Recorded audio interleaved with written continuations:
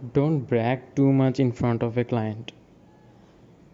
Curse of নলেজের আরেকটা part হলো যে নিজেকে অনেক বড় করে দেখাতে গিয়ে অনেক টেকনিক্যাল টার্ম ইউজ করা।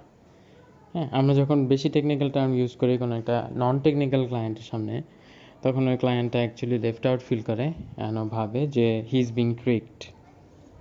অ্যান্ড যখন ও ওই রকম সিচুয়েশনে আসা পড়বে, ও কমফোর্টেবল ফিল করবে না আপনার সাথে ডিল করতে। হয়তোবা ওইখানে আরেকটা পোটেনশিয়াল সেলার ওকে এইভাবে রিচ আউট করতেছে, ওকে ওর ভাষায় ইজিলি বুঝাই দিতেছে যে জিনিসগুলো কী। তো এক্ষেত্রে আমাদের করণীয় কী হইতে পারে, যে আমি কোনো একটা টেকনিক্যাল টার্ম যদি মেনশন করি ব্র্যাকেটে, ওটা একদম নর্মাল যেই জেনারেল ইংলিশ মিনিংটা ওইটা আমি ওরে বলে দিলাম, তাই না?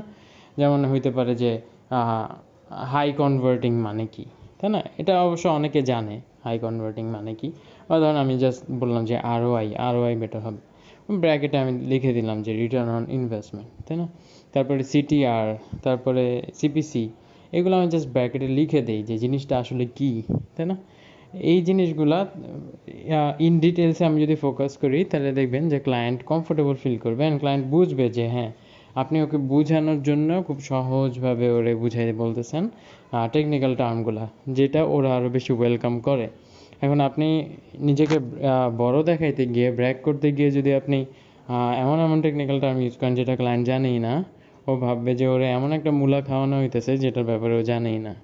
তো এইসব ক্ষেত্রে আবার ক্লায়েন্টরা খুবই পিকি হয়, মানে ওরা খুব সাসপিশন দিয়ে দেখে জিনিসগুলা। তো এইসব ক্ষেত্রে যতটা পারেন নর্মাল ইংলিশ ভাষায় বুঝায় বললে ওরা আরও বেশি কনভার্ট হয়। তো এই জিনিসটা খেয়াল রাখা উচিত, সেটা হলো টেকনিক্যাল টার্ম বেশি ব্যবহার করা উচিত না। আর বেশি ব্যবহার করলেও এমন ক্লায়েন্টের সাথে ব্যবহার করতে হবে যে অলরেডি জানে, যে অলরেডি মার্কেটে এক্সপার্ট, যে অলরেডি ওই টেকনিক্যাল টার্মগুলাই ইউজ করে। ওইরকম ক্লায়েন্টের সাথে আপনি ওইরকমভাবে ডিল করতে পারেন। কিন্তু নর্মাল মমস অ্যান্ড ড্যাডস যে বিজনেসগুলো, ওইগুলোতে আপনার এই টেকনিক্যাল টার্মগুলো ইউজ করার তেমন বেশি দরকার নেই, যদি না তারা এগুলো জেনে থাকে আগে থেকে। তো ছোট একটা থট, কথা হবে নেক্সট পডকাস্ট।